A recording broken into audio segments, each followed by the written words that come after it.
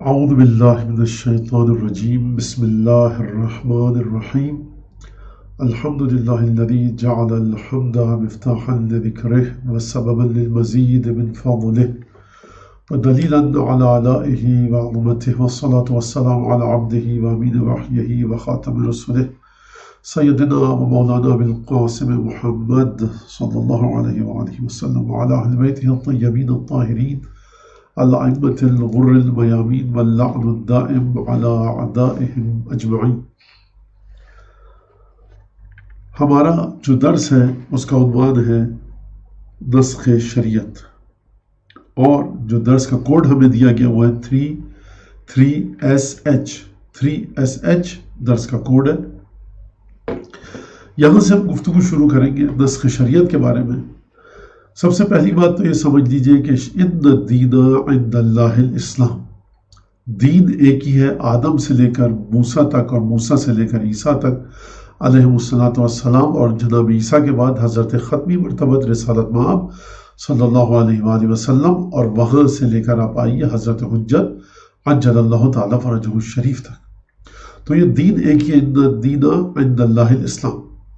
اور اسی طرح سے سورہ شورى کے اندر پروردگار عالم نے ارشاد فرمایا شرع لکم من الدین ما وصى به نوحا والذی اوحینا الیک وما وصینا به ابراہیم وموسیٰ وعیسیٰ، اور آخر تک آیت چل رہی سورہ شورى کی ہے 13ویں آیت۔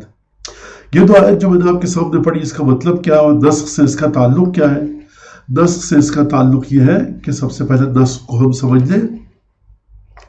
جو نسخ سادے لفظوں میں بیان کیا جائے، حکم کو اٹھا لیا گیا، آپ کو حکم دیا گیا، کرفیو لگ گیا، لاک ڈاؤن ہو چکا، گھر سے باہر نہ نکلیے، اب آپ گھر سے باہر نکل آئیے، وہ حکم نسخ ہو گیا، ختم ہو گیا، وہ حکم اٹھا لیا گیا، یعنی کینسل، ختم۔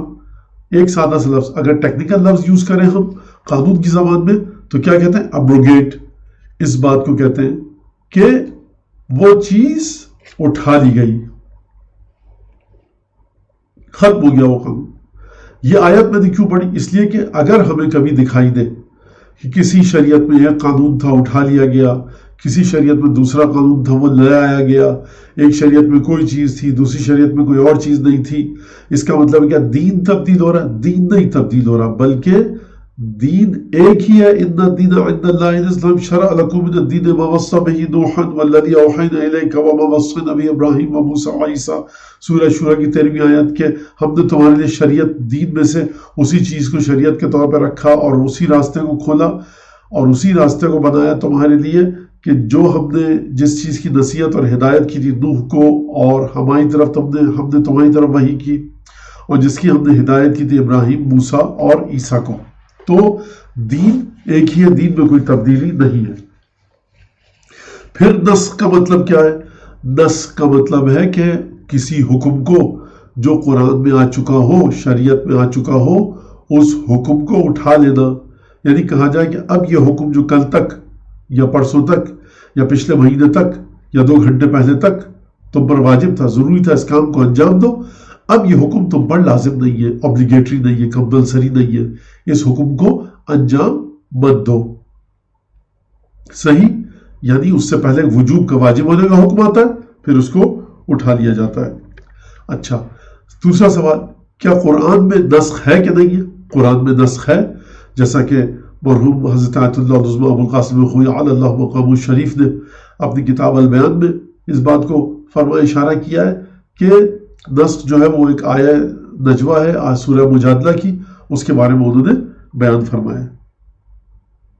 اب کیا نسخ کرنے کی جانب اشارہ قرآن نے خود کیا ہے، یا یہ ہماری آپ کی پیداوار ہے، ذہن کی ہماری آپ کی ایک چیز ہے کہ ہم زبردستی کہہ دیتے جو ہمیں اچھا نہیں لگا ہم نے کہا نسخ ہو گیا, اس پہ عمل نہیں کرنا, وہ ختم یہ حکم.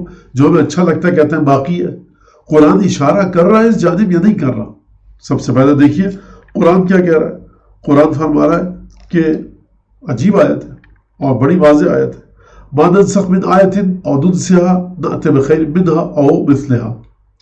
ہم کسی بھی آیت کو منسوخ نہیں کرتے, ہم کسی بھی آیت کو اٹھاتے نہیں ہیں, مگر یا اس آیت کو دیر سے اس کا اعلان کرتے ہیں, لیکن یہ کہ اس جیسی آیت لے کر آئیں, اس سے بہتر آیت لے کر آئیں, یا اس جیسی آیت لے کر آئیں. تو خود یہاں پر نسخ کا لفظ قرآن میں آیا, ما ننسخ, ہم نسخ نہیں کرتے, خداوند تبارک و تعالیٰ فرما رہا ہے.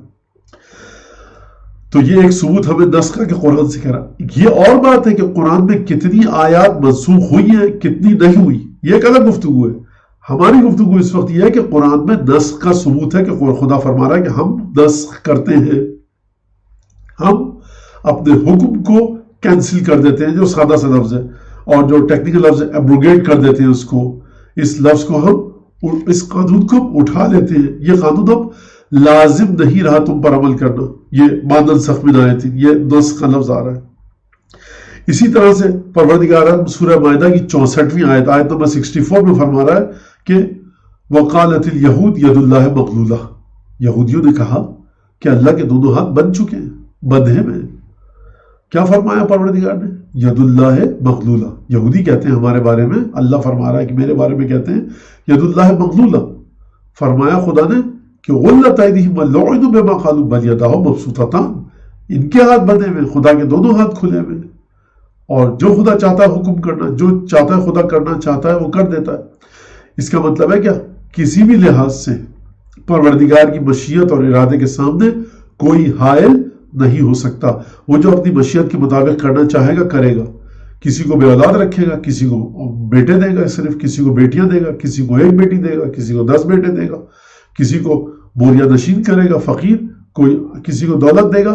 یہ سب سلسلے ہیں. ہمارا کیونکہ موضوع یہ نہیں ہے کہاں سے آتا ہے کیوں آتا ہے, یہ سب اختلاف, اولادیں کسی کو دی کسی کو نہیں دی, کوئی امیر کوئی غریب.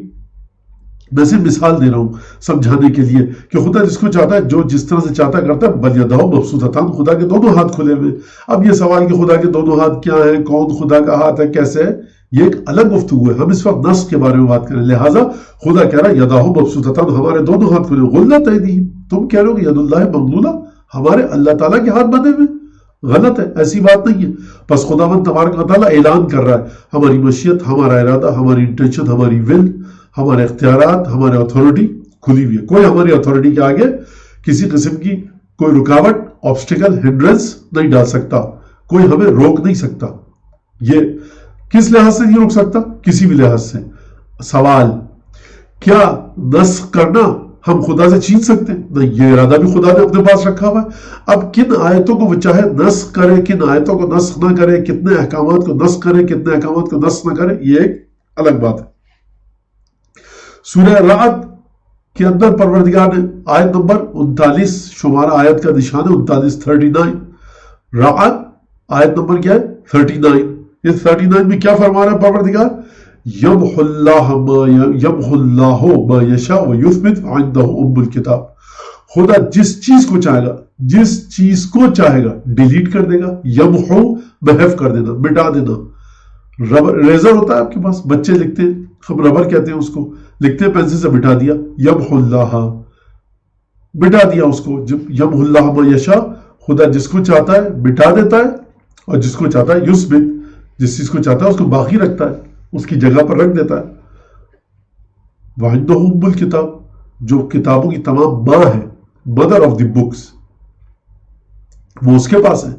تمام کتابوں کی ماں اس کے پاس ہے, آپ اس کو نہیں سکھا سکتے. اور امام صادق علیہ السلام نے پھر یہ پوچھا اپنے راوی سے, اپنے شاگرد صحابی سے, هل یمحو الا ما اثبت, یہ بتاؤ کہ جو تم کہہ رہے ہو خدا اب کیسے یہ کرے گا یا وہ کیسے کرے گا, میں اپنے الفاظ میں بتا رہا ہوں, سادہ الفاظ میں. یہ بتاؤ خدا اسی چیز کو مٹائے گا نا جس کو لکھ چکا ہے, اور اسی چیز کو ثابت کرے گا نا جس کو مٹا چکا ہے, جو ابھی تک نہیں لکھی. مانا نہیں دے رہی یہ آیت اگر یہ آپ کہیں کہ خدا نے جو کر دیا بس وہ طے کر لیا. خدا اپنی مشیت کے حساب سے چلتا ہے, اور کبھی وہ کچھ کرتا ہے, کبھی وہ کچھ کرتا ہے, جیسی اس کی مشیت ہوتی ہے. تو یہ محلہ ہے جو خدا جس کو چاہتا ہے پاک کر دیتا ہے, مٹا دیتا ہے, ڈیلیٹ کر دیتا ہے, ایلیمینیٹ کر دیتا ہے. جس چیز کو چاہتا ہے لکھ دیتا ہے. لکھتا کس کو ہے؟ جو نہیں لکھا ہوا ہوتا. اور مٹاتا کس کو ہے؟ بجھا کس حرف کو دیتا ہے. ڈیلیٹ اور ایلیمینیٹ کس کو کر دیتا ہے؟ جو لکھا جا چکا ہوتا ہے.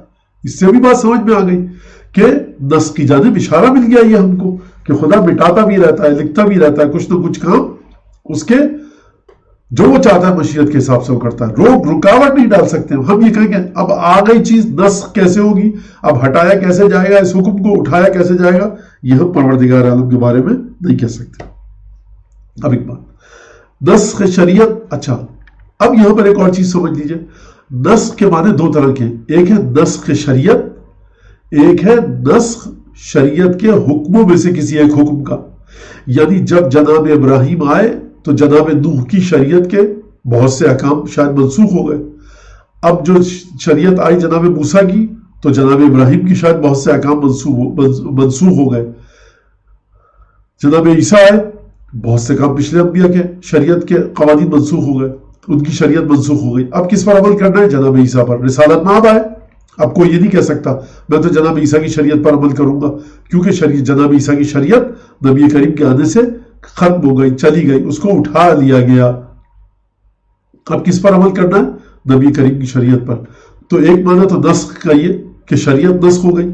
ایک معنی کہ خود نبی کریم ہمارے پیغمبر حضرت محمد ابن عبداللہ صلی اللہ علیہ وآلہ وسلم رسالت مآب کی شریعت میں بھی کیا کوئی حکم ایسا ہے کہ جو آیا ہو اور پھر خدا نے کہا اب اس پر عمل مت کرنا, 2 گھنٹے 4 گھنٹے 5 دن تم نے عمل کر لیا, اب اس پر عمل نہ کرنا.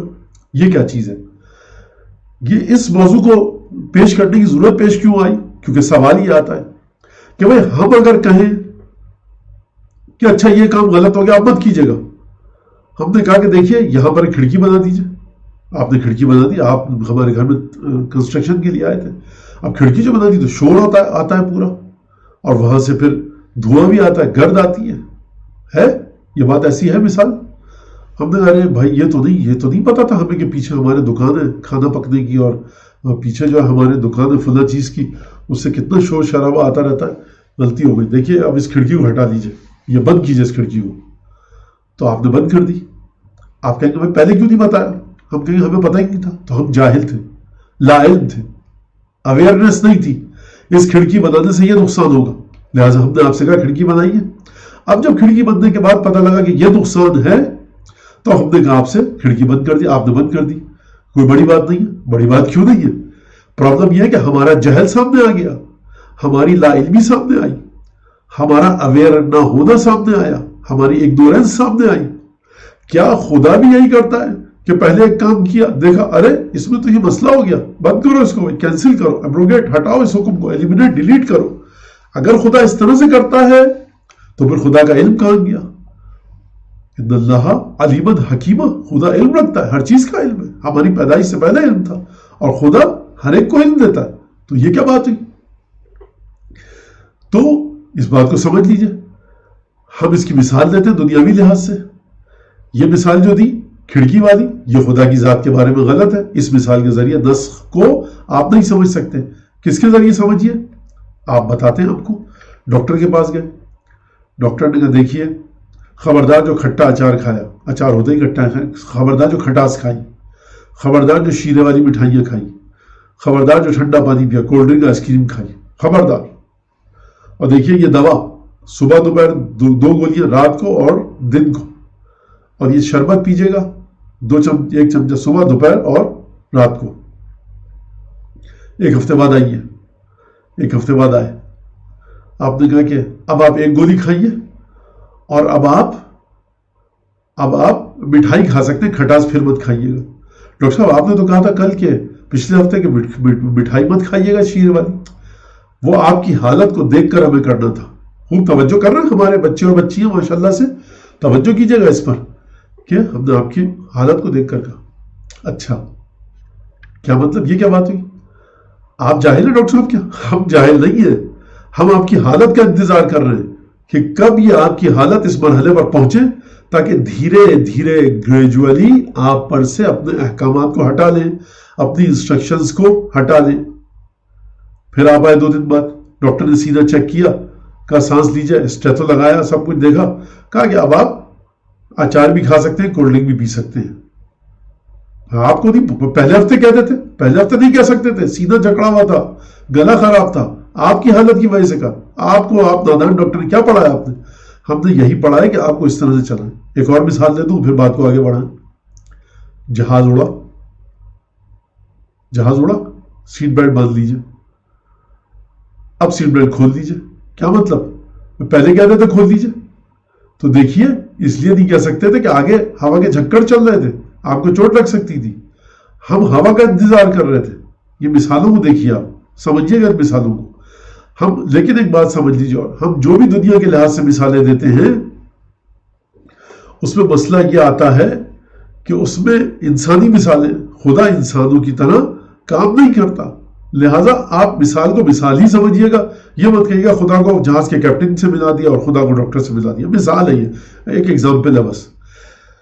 یہی سب ہمیں 10 سمجھ میں آ گیا کہ پہلی ایکویشن دین ایک ہے، شرع اے حبیب محمد مصطفیٰ، اور جو موسیٰ اور عیسیٰ کی طرف جو بھیجی ہے وہی ہے دین، لیکن دین کے احکامات تبدیل ہو رہے ہیں، دین کے احکامات تبدیل ہو رہے ہیں۔ اور یہاں سے ہماری بات سمجھ میں آ گئی کہ نسخ کا مطلب خدا کا نعوذ باللہ جہل نہیں ہے۔ نسخ کا مطلب کیا ہے؟ اب یہاں سے سمجھ لیجیے فلسفہ نسخ کیا ہے کہ اپنے بندوں کو دیکھ لے کہ کون اس حکم پر عمل کرتا ہے کٹھن ہونے کے باوجود، اور کٹھن ہونے کی وجہ سے کون اس حکم کو چھوڑ دیتا ہے۔ امتحان ہو کر سامنے آ جائیں ہمارے سامنے لوگ تو کیا ہوگا؟ پروردگار اگر امتحان لے گا تو اور سامنے آ جائیں گے تیرے، تجھے تو سب کا علم ہے، تجھے پتا ہے کہ کون ابو ذر ہے، کون سلمان ہے، کون علی ہے، کون بلال حبشی ہے، کون جابر بن عبداللہ انصاری ہے، کون کس مقام پر ہے، تجھے پتا ہے کہ سیدہ کونین کا کیا رتبہ ہے، تب پھر تو کیوں حکموں کو نسخ کر رہا ہے؟ اس لیے کہ ہم سمجھ جائیں، اور کل اگر قیامت میں ہم اجر دیں، انعام اور اکرام دیں تو کوئی ہم پر اعتراض نہ کرے۔ یہ قرآن کے الفاظ ہیں تاکہ خدا کے خلاف کسی کے پاس حجت نہ رہے، اور رہتی دنیا تک کے لیے لوگوں کے سامنے یہ ثبوت رہے، یہ پروف رہے، یہ وٹنس رہے کہ فلاں کٹھن موقع پر فلاں نوجوان خیمے میں کھڑا ہوا تھا جب خندق پھلانگ کے کوئی آیا تھا۔ یہ میں امتحان کی بات کر رہا ہوں، نسخ کی بات نہیں کر رہا۔ امتحان کیوں ہوتے ہیں؟ اس لیے کہ لوگوں کے سامنے آشکار اور واضح ہو جائے، پرومیننٹ ہو جائے، کلیئر ہو جائے کہ کون شخص کس مقام پر ہے۔ خدا ہر ایک کو جانتا ہے، رسول خدا ہر ایک کو جانتے ہیں، لیکن امتحانات کے ذریعے لوگوں کی شخصیات کو واضح کیا جا رہا ہے، امتحانات کے ذریعے لوگوں کی شخصیت کو اوپر کیا جا رہا ہے کہ کل اگر علی بن ابی طالب کو کوئی انعام اور اکرام ملے رسول خدا کی طرف سے تو کوئی اعتراض نہ کرے، سیرت علی ایسی ہو۔ امتحان کے تو کیا بات سمجھ میں آئی کہ امتحان کے ذریعے خدا اپنے بندوں کو اجاگر کرتا ہے، بلند مرتبہ کرتا ہے، سماج کے اندر سامنے سب کو شکل دکھاتا ہے کہ دیکھو اتنے کٹھن حالات کے باوجود اس بندے نے ہماری بات کی لاج رکھی۔ اب آئیے پھر اسی طرح سے قرآن میں جو نسخ ہے، اب اگر خدا نے ایک حکم دیا، کٹھن تھا، مشکل تھا، ڈیفیکلٹ تھا، پرابلم تھی، لیکن کسی خدا کے بندے نے عمل کیا، جب عمل کیا تو اس کا مطلب ہے کہ یہ بندہ سب بندوں سے ممتاز ہے، سرفراز ہے، سرفراز ہے، پرومیننٹ ہے، اس کا لیول بہت اونچا ہے۔ تو نسخ شریعت کا مطلب کیا ہوا؟ 2 باتیں سمجھ لیجئے۔ ایک تو یہ کہ خدا کے لیے پہلے سے یہ بات اس کو معلوم تھی، بالکل ڈاکٹر کی طرح کہ ایک ہفتے بعد یہ دوا کھا کر ان کی طبیعت اچھی ہو جائے گی، ہم ایک ہفتے بعد کھٹاس کھانے کی اجازت دے دیں گے، مٹھاس کی بھی، آئس کریم کی بھی، کولڈ ڈرنک کی بھی۔ وہ انتظار کر رہا تھا آپ کا، خدا انتظار کرتا ہے، خدا کو پتا ہے کہ کب ہوگا، لیکن جب تک دنیا والے اس کام کو انجام نہ دیں خدا اس کام کو انجام نہیں دلواتا۔ کیوں؟ تاکہ دنیا والوں کے سامنے بھی یہ چیز آشکار ہو جائے۔ فائدہ کیا ہوگا؟ دنیا والوں کے سامنے یہ چیز آشکار ہو جائے، فاش ہو جائے، بات کھل جائے۔ فائدہ اس کا یہ ہوگا کہ لوگ خداوند تبارک و تعالیٰ پر ان کا ایمان مضبوط ہوگا اور وہ خدا کے نیک بندوں کو پہچان لیں گے۔ خدا کے نیک بندوں کو تو پہچان لیں گے تو یہ تو بات واضح ہو گئی۔ ایمان کیسے مضبوط ہوگا؟ کل اگر خدا اپنے اس بندے کے لیے کوئی انعام بھیجے آسمان سے کہ یہ وہ بندہ تھا جس نے کٹھن حالات میں عمل کیا، پھر وہ حکم ملتوی ہو گیا، حکم اٹھ گیا، پھر ہم نے واجب ہی اٹھا دیا تم پر سے، لیکن سب سے پہلے اس بندے نے حکم کیا تھا، لہٰذا دیکھو آج ہم اس کو یہ کرام دے رہے ہیں۔ تو پھر اس وقت اس بندے خدا کے بارے میں ہمارے دل میں 2 رائے نہیں آئیں گی، پھر جب پالان شتر پر ہاتھ پکڑ کے بلند کیا جائے گا تو پھر کسی کے دل میں شک نہیں آئے گا، کیونکہ یہ بندہ خدا کا ہر مقام پر کٹھن ترین امتحانات دے چکا ہے۔ لہٰذا نسخ کا مطلب یہ سمجھ لیجیے۔ ایک فلسفہ نسخ، یہاں پہ اب 2-3 باتیں ہو گئی نسخ کے حوالے سے۔ ایک اور فلسفہ نسخ کا کیا ہے جو قرآن خود بتاتا ہے، وہ یہ کہ پروردگار عالم کسی قوم کو چھوٹ دیتا ہے۔ آپ کو چھوٹ دی، کیا چھوٹ دی؟ کہ بھائی پرانی شریعت میں کیا تھا، اگر کسی کے لباس پہ فرض کیجئے پیشاب گر جائے، لگ جائے، تو اس کو کترنا پڑتا تھا، لباس قینچی سے کاٹنا پڑتا تھا۔ رسول خدا کی رحمت کے سائے میں یہ چیز ہم سے اٹھا لی گئی۔ رسول خدا کی رحمت کی وجہ سے کیا بہت ساری چیزیں اٹھا لی گئی۔ رفع عن امتی التسع، 2 چیزیں اٹھا لی گئی، اکراہ، نسیان، مضطر علیہ، یہ سب چیزیں، اور بھی بہت ساری چیزیں، لیکن 3 چیزیں ہم سے اٹھا لی گئی۔ 2 چیزیں ہیں وہاں پر، لیکن میں 3 چیزوں کا ذکر کیا۔ کیوں؟ نبی کریم کی رحمت کی وجہ سے۔ تو پچھلی امتوں کے درمیان اس طرح سے سلسلہ نہیں تھا، لیکن کبھی کبھی پروردگار عالم کسی مذہب والوں کو چھوٹ دیتا ہے، وہ حرکت ایسی کرتے ہیں کہ جس کی بنیاد پر ان سے وہ چیز سلب ہو جاتی ہے۔ خدا نے کہا کہ تمام چوپایوں کا گوشت کھاؤ، اب کوئی ایسی حرکت کی انسان نے، خدا سزا دیتا ہے، اس کا قرآن میں ذکر ہے۔ بالکل ایسا ہی جیسے کہ آپ کسی کو چھوٹ دیں کہ صاحب آپ جائیے، گھومیے پھریے، ہر کام کیجئے، آپ نے خلاف قانون کام کر دیا، کہا جائے گا دیکھیے اب آپ یہ کام نہیں کر سکتے، اب آپ فلاں کام نہیں کر سکتے۔ آپ کو چھوٹ دی تھی، آپ نے چھوٹ کا غلط فائدہ اٹھایا، ایک اس لیوریج کا، اس لینینسی کا، اس رحم دلی کے ساتھ جو برتاؤ آپ کے ساتھ کیا جا رہا تھا، غلط فائدہ اٹھایا، اب آپ اس کام کو مت انجام دیجئے۔ پروردگار کل تک تو اجازت دیتا تھا، آج ہم کو منع کر رہا ہے۔ کل یہ کام برا تھا تو اجازت کیوں دی؟ اگر آج برا ہے، اگر یہ کام برا ہے جو تو نے حرام کر دیا، تو کل اچھا کیوں تھا؟ اور اگر یہ کل اچھا تھا اور آج بھی اچھا ہے تو پھر آج منع کیوں کیا؟ اس کا مطلب ہے حرام تھا، تو یہ حرام تھا، حلال تھا۔ اب آپ دیکھیے قرآن سورہ انعام کی آیت نمبر 147، وَعَلَى الَّذِينَ هَادُوا، وہ لوگ جو یہودی تھے ان پر ہم نے حرمنا کل ذی ظفر، ہر ناخن والے جانور کو حرام کر دیا، وَمِنَ الْبَقْرِ وَالْغَنَمِ، اور ہم نے گائے اور دمبے، گوسفند، شیپ، حرمنا علیہم شحومہما، ہم نے ان پر گائے اور دمبے کی چربی کو حرام کر دیا، الا ما حملت ظہورہما او الحوایا، مگر یہ کہ جو ان کی پشت پر گوشت ہے یا چربی ہے اس کو ہم نے کہا ٹھیک ہے باقی مت کھاؤ۔ یہ کیا عجیب حکم ہے پروردگار؟ آواز آئے گی عجیب حکم نہیں ہے، مالک ہم ہے، سبمیشن لیول تم اپنا صحیح کرو، تعبد کے مرحلے پر تم آؤ، آپ ہمارے آگے تم کو سر جھکانا ہے، ہم تمہارے نوکر نہیں ہیں، ہم مالک ہیں، ہم آقا ہیں، ہم مولا ہیں تمہارے، ہم رب ہیں، ہم پروردگار ہیں، تم ہمارے آگے جھکو۔ ذالک جزیناہم ببغیہم وإنا لصادقون، یہ جو ہم نے ان کے ساتھ کام کیا کہ گائے کا گوشت حلال رکھا، گوسفند کا دمبے کا گوشت حلال رکھا، لیکن حرمنا علیہم شحومہما، گائے اور دمبے یعنی شیپ، اس کے جو لیمب بھی کہتے ہیں، شیپ بھی کہتے ہیں، دمبا، گوسفند، ہم نے ان کے گوشت کو حلال رکھا، لیکن حرمنا علیہم شحومہما، ان کی چربی کو حرام کر دیا۔ یہ کیا بات ہوئی؟ یہ ہم نے اس لیے کیا، ذالک جزیناہم ببغیہم وإنا لصادقون، انہوں نے شرارت کی تھی کچھ، ہم کو ان پر طیش آیا، ہم ناراض ہوئے ان سے، عذاب کے مستحق ٹھہرے، ہم نے کہا جس چیز کو ہم نے حلال کیا تھا اس میں سے یہ چیز کھاؤ گے، یہ چیز نہیں کھاؤ گے۔ تو کبھی کبھی خدا سزا کے طور پر بھی کرتا ہے۔ فلسفہ نسخ شریعت کیا آئی؟ سزا۔ دوسری چیز کیا آئی؟ شریعت نسخ کیوں ہوتی ہے؟ امتحان لیتا ہے وہ اپنے بندوں کا پروردگار عالم۔ لیکن ایک اور چیز سمجھ لیجئے کہ جب پروردگار عالم نسخ کرتا ہے، قرآن کے اندر نسخ کس طرح کا آیا ہے؟ قرآن کے اندر نسخ آیا ہے کہ تلاوت کیجئے آپ اس آیت کی، عمل آپ سے اٹھا لیا گیا۔ لیکن بعض چیزیں ایسی ہوتی ہیں جو لوگ سوال کرتے ہیں کہ شریعت میں نسخ تھا، پرانی شریعت میں یہ چیز حلال تھی، آپ نے حرام کر دی۔ مسلمانوں پر اعتراض کیا جاتا ہے کہ شراب آپ نہیں پیتے، پرانی حضرت عیسیٰ تو پیتے تھے، نعوذ باللہ من ذالک، قطعاً غلط ہے۔ شراب تمام شریعتوں میں حرام تھی، قتل بے گناہ کا قتل تمام شریعتوں میں حرام تھا، خواتین کے ساتھ فعل بد کو کرنا یہ کام تمام شریعتوں میں حرام تھا، تمام کی تمام جگہوں شریعتوں میں یہ چیز حرام تھی۔ حضرت لوط کا قصہ پڑھ لیجئے، اس وقت بھی حرام تھا، آج بھی حرام ہے، گناہ کبیرہ۔ لہٰذا لوگوں نے، ان کے علماء نے اپنی آسانی کے لیے حضرت عیسیٰ کی شریعت میں تبدیلی کی، حضرت موسیٰ کی شریعت میں تبدیلی کی، جو چیز حرام تھی تمام شریعتوں میں اس کو حرام کیا۔ اور آج بھی جو اچھے عیسائی ہیں مشرقی یورپ میں، وہ شراب نہیں پیتے، سور کا گوشت نہیں کھاتے۔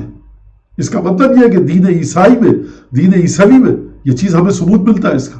لہٰذا یہ ایک بات آئی تھی برسبیل تذکرہ بیچ میں نے عرض کی۔ ایک اور اسی طرح سے ہم کو بات ملتی ہے نسخ شریعت کا فلسفہ، نسخ ایک شریعت کے حکم کا کیا فلسفہ، کیا وہ حکم، کیا واقعہ ہے؟ حضرت ابراہیم سب جانتے ہیں علیہ الصلوۃ والسلام، اور حضرت اسماعیل علیہ السلام کہ کیا انی رأیت فی المنام انی اذبحک فانظر ماذا تری، بیٹا میں دیکھ رہا ہوں خواب میں سوتے وقت کہ میں تمہیں ذبح کر رہا ہوں، اب تم اپنی رائے بتاؤ کیا ہے تمہارا ارادہ؟ یا بات فعل ما تؤمر، بابا جو آپ کو حکم دیا جا رہا، خوب توجہ کیجیے گا، بابا جو آپ کو حکم دیا جا رہا اس کو انجام دیجیے۔ اب یہاں پر بہت ساری باتیں ہیں، ظاہر سی بات ہے قرآن کی آیت ہے، میں تو سرسری ترجمہ پڑھ کے آگے بڑھ رہا ہوں۔ یا بات فعل ما تؤمر، جو آپ کو حکم دیا جا رہا ہے اس کو انجام دیجیے۔ ستجدنی انشاءاللہ، مجھے آپ پائیں گے کس میں سے؟ میں سب شکر کے ساتھ میں راضی برضا خدا، ختم بات ہوئی۔ اچھا لے کے چلے گئے، واقعہ آپ کو پتا ہے۔ فلما اسلم وتلہ للجبین، لٹایا، نادینہ یا ابراہیم قد صدقت الرؤیا، ہم نے کہا ہے ابراہیم تم نے خواب سچا کر دکھایا۔ چھری چلی لیکن مینڈھے کے گردن پر، دمبے کے گردن پر، جو بہشت سے آیا تھا، فرشتے لے کر آئے تھے۔ صحیح سوال، پروردگار تیرے ہر حکم میں مصلحت ہے، بنی نوع انسان کی بہتری چاہتا ہے، اگر اسماعیل کو ذبح کروانا، گلا کٹوانا اچھا تھا تو چھری کیوں نہیں چلنے دی؟ بہشت سے جنت سے دمبا کیوں بھیجا؟ اور اگر برا تھا تو اپنے پیغمبر کو حکم کیوں دیا؟ ان ھذا لہو البلاء المبین۔ بھائی یہ بھی ایک نسخ حکم کے معنوں میں آیا کہ نہیں آیا؟ پہلے حکم کرو پھر اٹھا لیا گیا۔ خدا نے خود کیا فرمایا؟ ان ھذا لہو البلاء المبین۔ میں کہہ رہا ہوں، یہ خدا تو نہیں کہہ رہا، خدا کی قسم واقع، یہ میرے الفاظ ہیں، خدا کی قسم واقع۔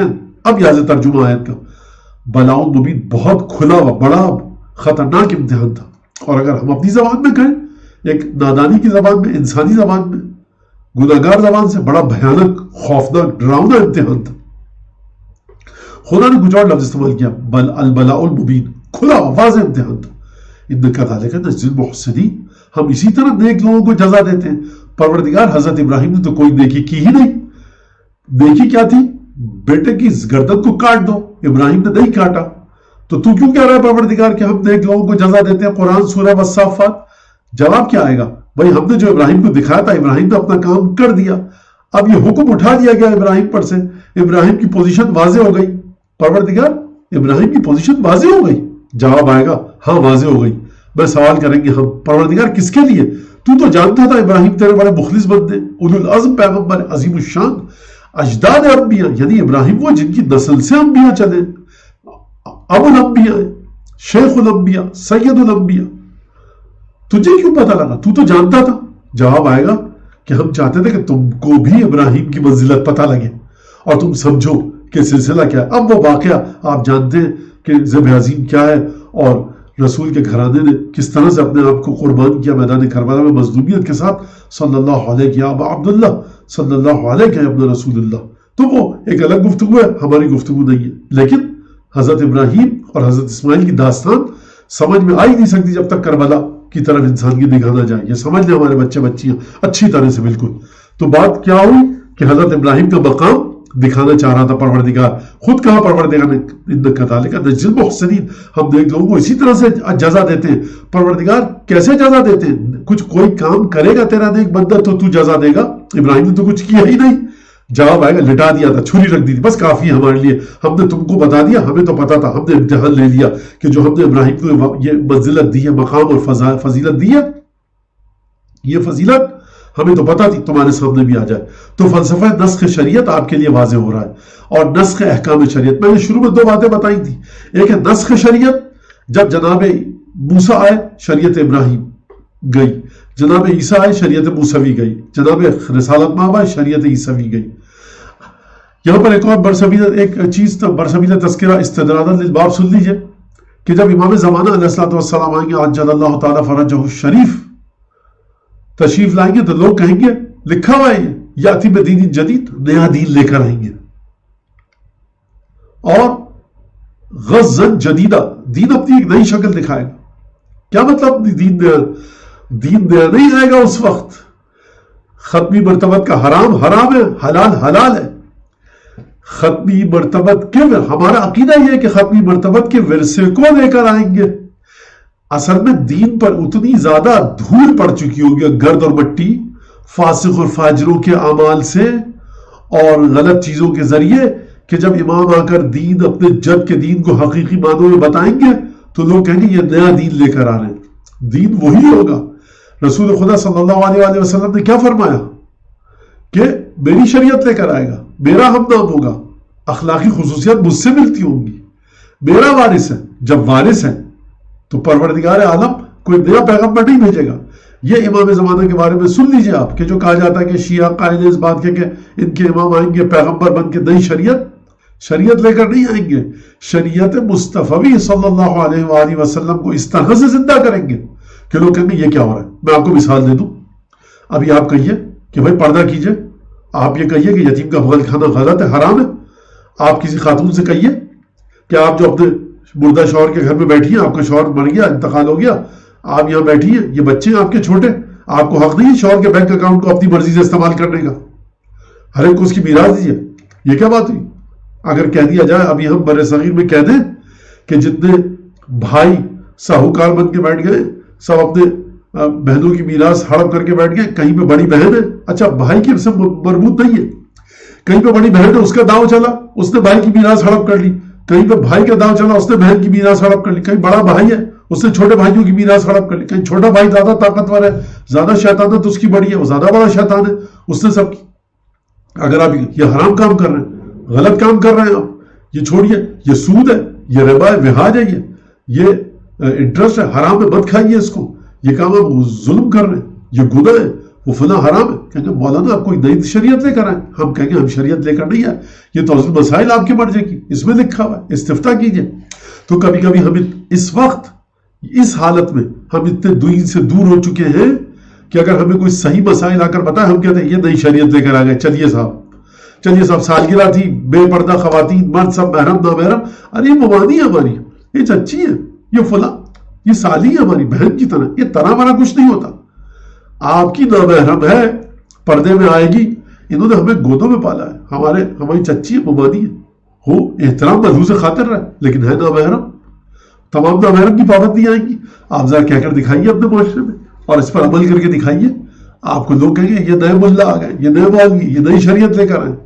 تو ہم جیسا ناکارہ انسان ایک مولوی، حضرت حجت سے ہمارا کیا مقابلہ؟ ہم حضرت حجت کے ذوالجلال کی قدموں کی دھول کے برابر بھی نہیں ہے، مقایسہ نہیں کر سکتے۔ حضرت حجت کو چھوڑیے، ہم حضرت فضہ کی جوتیوں کی خاک کے برابر نہیں ہے، تو مولا معصوم سے ہمارا کیا مقابلہ؟ ہم غیر معصوم جو اس گھر میں پلا بڑا ہے، اس کے قدموں کی خاک سے ہمارا مقابلہ نہیں ہے۔ تو ہم جب بات کرتے ہیں، علماء جب ہمارے مراجع، ہم سے مطلب مراجع جب بات کرتے ہیں تو لوگ بھڑک اٹھتے ہیں۔ تو سوچیے امام زمانہ جب آئیں گے تو کیا کریں گے؟ وہ کتنے صحیح طریقے سے شریعت کو نافذ کریں گے۔ تو یہ ایک بات سمجھ لیں آپ، ذرا بڑی اہم تھی، حضرت اسماعیل کا ذمہ۔ اسی طرح سے ایک اور میں واقعہ بتاتا ہوں کہ جس میں فلسفہ نسخ کو اور واضح کر دیا جائے گا۔ سورہ مجادلہ کی آیت نمبر 13، سورہ مجادلہ کی آیت نمبر 12، یا ایھا الذین آمنوا اذا ناجیتم الرسول فقدموا بین یدی نجواکم صدقہ۔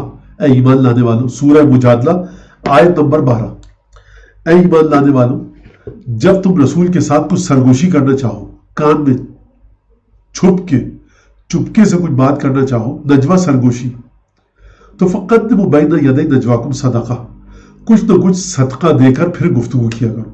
ہاں یہ کیا حکم ہے خدا کا؟ حکم ہے خدا کا، بس ختم بات۔ آپ صدقہ دیجئے، پھر رسول کے کان میں بات پوچھیے، اگر کچھ جو آپ کو پوچھنا ہے، رسول سے استخارہ دکھوانا ہے، خواب کی تعبیر پوچھنی ہے، مسئلہ شرعی پوچھنا ہے، کچھ بھی کرنا ہے کیجئے، اب آپ کی مرضی۔ رسول سے استخارے کا مطلب یہ ہے کہ رسول تسبیح سے نہیں دیکھیں گے، تسبیح ہم جیسے جو حلا کے لیے، استخارہ مطلب طلب خیر. یا رسول اللہ یہ کام کروں یا نہیں؟ آپ تسبیح جب گھماتے ہیں قرآن سے دیکھتے ہیں ہے نا، یہ کام کروں یا نہیں کروں، جواب آتا ہے کرتے ہیں. تو رسول خدا کی زبان مبارک لیے استخارہ ہے. یا رسول اللہ کام کروں؟ نہیں. اس کا مطلب ہے مت تسبیح میں ایک دانہ عطا نہیں کرتا، ابھی مت کیجیے. جو کام بھی کام میں سرگوشی کرنی ہے جائیے. فقدموا بین یدی نجواکم صدقہ، کچھ صدقہ دے کر آؤ، صدقہ دیا کرو رسول خدا کی. رسول خدا کو مت دو، رسول خدا سے گفتگو کرنے سے پہلے صدقہ دو. روایت ہے ہمارے پاس کہ مولا کائنات کے پاس ایک سونے کا سکہ تھا، مزدوری کر کے ملا تھا. آپ نے وہ سونے کا سکہ بیچا اور 10 چاندی کے سکے لیے اس کے بدلے میں. ہم کھلا کرواتے ہیں 100 روپے کا نوٹ ہو، 10 روپے کا نوٹ ہو، ہم کہتے ہیں 1-1 روپے کا نوٹ دے دیجئے. دکاندار آپ کو 1-1 روپے کے نوٹ دے دیتا ہے. اب مولا کائنات نے کیا کیا؟ گئے، اجازت مانگی، صدقہ دیا، سوال پوچھا. پھر گئے دوبارہ، صدقہ دیا، سوال پوچھا. 10 چاندی کے سکے مولا نے صدقے میں دیے اور 10 دفعہ آ کر سوال پوچھا. خوب توجہ کیجئے گا، میں اس آیت کی تفسیر نہیں جا رہا، نہ میں اس آیت کے اوپر گفتگو کروں گا. آپ علی بن ابی طالب کا مرتبہ دیکھیے، پاکیزگی اور طہارت دیکھیے. یعنی علی بن ابی طالب کی یہ وہ طہارت انسانی ہے. میں طہارت ولایتی کی بات نہیں کر رہا، طہارت امامت کی بات نہیں کر رہا، طہارت خلافت کی بات نہیں کر رہا. علی بن ابی طالب اگر عام انسان کی طرح جیے، عام انسان کی طرح، تو وہاں پر بھی عام انسان مولا کا مقابلہ نہیں کر سکتا. اگر طہارت ولایت علی بن ابی طالب دکھانے پر آئے تو وہاں ملائکہ اور انبیاء مقابلہ نہیں کر سکتے. مولا کائنات کر سکتے تھے کہ ایک صدقہ دیتے اور آدھے گھنٹے تک سرگوشی کر لیتے، لیکن کیا کہنے، کس طرح سے عمل کیا. سبحان اللہ، ذات امیر المومنین علی بن ابی طالب صلی اللہ علیہ کہ یا علی بن ابی طالب، کہ آپ نے ہمیشہ 1 درہم دیا، 1 دفعہ سوال پوچھا. پھر گئے 10 درہم ختم ہو گئے. ادھر مولا علی کے 10 درہم ختم ہوئے، ادھر سے آیت آئی کہ اشفقتم ان تقدموا بین یدی نجواکم صدقات فإن لم تفعلوا وتاب اللہ علیکم فاقیموا الصلاة وآتوا الزکاة. کیا تم پریشان ہو گئے؟ بڑے بڑے پیسے والے تھے مدینے میں، فلسفہ نصب پر گفتگو ہو رہی ہے، ذہنوں میں توجہ رہے. بڑے بڑے پیسے والے ہوں گے مدینے میں، مسلمان بھی تھے. یہ وہ آیت ہے جس پر سوائے ہمارے مولا کے علاوہ کوئی عمل نہیں کر سکا. پہلے کیا آیت آئی تھی؟ جب بھی رسول سے سرگوشی کرنے آؤ تو کچھ صدقہ دے کر آؤ. اب آیت کیا آئی؟ جدھر مولا کے یعنی پروردگار انتظار کر رہا تھا کہ کب علی کے 10 سکے ختم ہوں، میں حکم کو اٹھا دوں تاکہ 10 سمجھ میں آ جائے کہ فلسفہ کیا تھا. آیت آئی اگلی 13ویں آیت آئی، اشفقتم ان تقدموا بین یدی نجواکم صدقہ. کیا پریشان ہو گئے، گھبرا گئے، بوجھ ہے تم پر، سمجھ رہے ہو کہ جب بھی رسول کے پاس آؤ صدقہ دے کر آؤ، یہ سمجھ رہے ہو. فَإِذْ لَمْ تَفْعَلُوا، اب کیونکہ خوب توجہ کیجئے گا، اب کیونکہ تم لوگوں نے نہیں کیا یہ کام.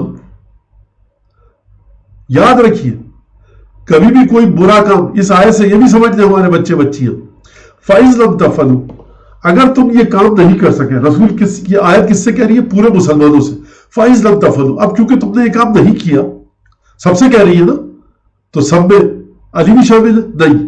اس کا مطلب ہے کہ قرآن کبھی آتا ہے، گفتگو کرتا ہے تمام مسلمانوں کو مخاطب ہو کر، کچھ مسلمان اس سے باہر ہوتے ہیں. اگر اب تم نے نہیں کیا یہ کام تو چلو نماز پڑھو، روزہ رکھو، یہ سب کام کرو. روزہ میں نے فاقیموا الصلاۃ وآتوا الزکاۃ، زکات دو، نماز قائم کرو، نماز پڑھو. پروردگار تو نے کہا تم لوگوں نے علی کا ذکر کیوں نہیں کیا؟ بھائی جواب آئے گا، جا کر سیرت رسول سے دیکھو، ہر چیز کا ذکر تھوڑی قرآن میں ہے، کچھ رسول کی زندگی بتائیں گی. ایک بات. دوسری بات، جب خدا پوری امت کو مخاطب کر کے بات کرے اور کہے کہ تم نے یہ کام نہیں کیا، اس کا مطلب یہ نہیں ہے کہ اس میں ایک بھی ایسا نہ ہو جو یہ کام نہیں جس نے نہیں کیا ہو. کوئی نہ کوئی ہوگا جس نے وہ کام کیا ہوگا. اس آیت گواہ ہے اس بات پر، کیونکہ علی بن ابی طالب نے تو صدقہ دیا تھا. خدا کہہ رہا فائز لم تفعلوا، اب تم نے جب کہ نہیں کیا تم لوگوں نے. ہم کہیں گے یا علی، پروردگار علی نے تو کیا. تو جواب آئے گا کہ جب اکثریت 99% سے زیادہ نہیں کیا تو ہم کہہ سکتے ہیں تم لوگوں نے. یہ بات واضح ہو گئی. ٹھیک ہے. اشفقتم ان تقدموا بین یدی نجواکم صدقہ فإذ لم تفعلوا، تو پھر کیا کرو؟ وتاب اللہ علیکم، اب اللہ نے تمہاری توبہ کو قبول کر لیا، لہذا کیا کرو؟ فاقیموا الصلاۃ وآتوا الزکاۃ. اب یہ ہوا کیا؟ ہوا یہ نسخ ہو گیا حکم کہ نہیں ہوا؟ 12ویں آیت میں آیا کہ صدقہ دیا کرو نبی کے پاس جانے سے پہلے. 13ویں آیت میں، اچھا کب آئی ہے 13ویں آیت؟ دن گزرنے کے بعد، جب 10 درہم ختم ہوئے آیت آ گئی. میں نے کہا کہ لگتا ہے خدا 10 درہم ختم ہونے کا انتظار کر رہا تھا مولا کے. مولا کائنات کا جملہ ہے. اس آیت پر میرے علاوہ کسی نے عمل نہیں کیا اور پھر مولا نے یہ بھی کہا نہ مجھ سے پہلے کوئی عمل کر سکے گا اس آیت پہ کیا اور نہ میرے بعد. کیوں نہیں کر سکے گا؟ کیونکہ اب حکم اٹھا دیا گیا. جب حکم تھا تب کرتے, اب تو حکم اٹھا دیا گیا, اب آپ کیا عمل کریں گے؟ صحیح. آپ کربلا جائیے, ہم کربلا جا رہے ہیں, مولا حسین وہاں پر, مولا حسین شہید, کربلا کا واقعہ ختم ہو گیا. اب جو کربلا کے واقعے کے بعد 11 محرم کو کربلا میں آئے مولا کی مدد کرنے کے لیے, تو ختم, واقعہ ختم ہو چکا, اور تمام کے تمام شہداء جنت میں جا چکے مولا کی سربراہی میں. اب آپ کس پہ حکم کریں گے؟ حد من مغیث یغیثنا کی بات ختم ہو گئی. تو یہاں پر شریعت نے حکم اٹھا لیا. اب یہاں سے فلسفہ سمجھ لیجئے. کیا فلسفہ؟ فلسفہ یہ ہے کہ پتہ لگ گیا کون شخص ہے جس کے پاس کھانے کو نہیں تھا, بھوکا پیٹ تھا, اس کا شکم سیر نہیں تھا, وہ تن پر ڈھانکنے کے لیے اچھا کپڑا نہیں تھا, لیکن رسول سے محبت اتنی ہے, اور قرآن نے تعریف کی. قرآن نے کہا اس شخص نے 10 درہم دی علی نے, یہ اپنے بیوی بچوں کے لیے اچھے کپڑے کھانے کیوں نہیں لے کے آیا؟ قرآن نے یہ بات نہیں کری. مزدوری کی, سونے کا سکہ, اور اس کے بعد پھر جا کر 10 دفعہ صدقہ دیا اور 10 سوالات کیے. وہ 10 سوالات موجود ہیں, اور کیا خوبصورت سوالات ہیں اور کیا خوبصورت جوابات ہیں.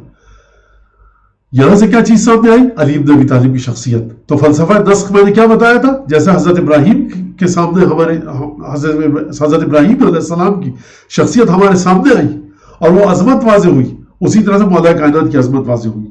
لہٰذا نسخ ادیان, ہمیں اس سے نسخ ادیان سمجھ میں آ گیا کہ جب بھی کوئی نبی آیا, پچھلے والے نبی کی شریعت کو اس نے باطل کر دیا, اور پھر اس کے بعد ہماری شریعت میں کوئی حکم آتا ہے اور پھر اٹھا دیا جاتا ہے. اس کا مطلب کیا ہے؟ اس کا مطلب یہ نہیں کہ خدا جاہل ہے, نعوذ باللہ. اس کا مطلب یہ نہیں ہے کہ خدا کو علم نہیں ہے. اس کا مطلب یہ نہیں کہ خدا نادان ہے, نعوذ باللہ. بلکہ اس کا مطلب یہ ہے کہ خدا بتانا چاہتا ہے کہ دیکھو لیمیز الخبیث من الطیب, کہ کون ہمارے حکم پر عمل کرتا ہے, کون ہمارے حکم پر عمل نہیں کرتا. فلسفہ ادیان کا مطلب کہ فلسفہ نسخ کا مطلب کیا ہے؟ نسخ کرنا. اس کا مطلب ہے کون اس آزمائش میں پورا اترا, کون اس کٹھن امتحان میں پورا اترا, اور کون پروردگار عالم کی بات کو مانتا ہے. اور اس کے ساتھ ساتھ یہ بات بھی واضح ہو گئی کہ بالکل نسخ ممکن ہے, کیونکہ پروردگار کے ہاتھ بندھے ہوئے نہیں ہے. پروردگار, یہ بھی واضح ہو گئی کہ پروردگار جہل نہیں رکھتا, ڈاکٹر کی مثال کی طرح. تو یہاں تک ہماری گفتگو ختم ہوئی, اور بہت شکریہ.